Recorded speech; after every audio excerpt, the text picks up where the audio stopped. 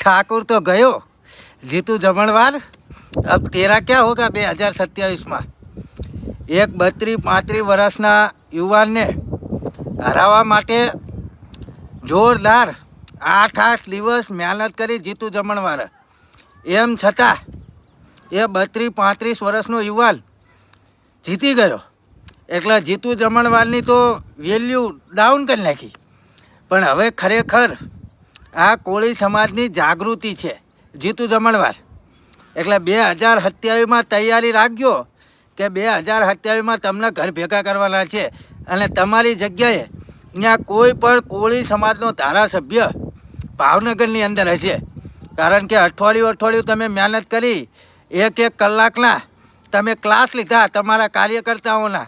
અને અમુકને એવું કીધું કે જો હું કિશન મેર જો જીતી જાય તો મને મોઢું ના બતાવતા. એમ છતાં કિશન મેર જીતી ગયો. એટલે જીતુ જમણવાર 2027માં તમે ઘર ભેગા થવાની તૈયારીમાં રાખજો.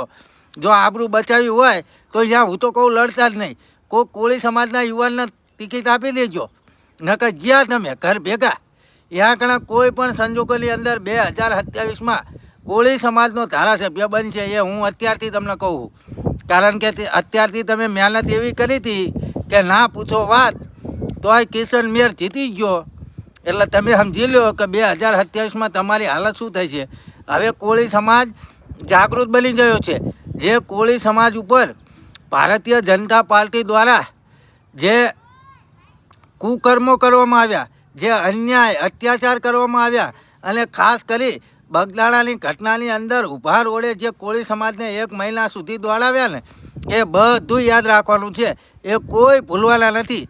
એટલે હવે તમે તો ગયા 2027માં જીતુ જમણવાર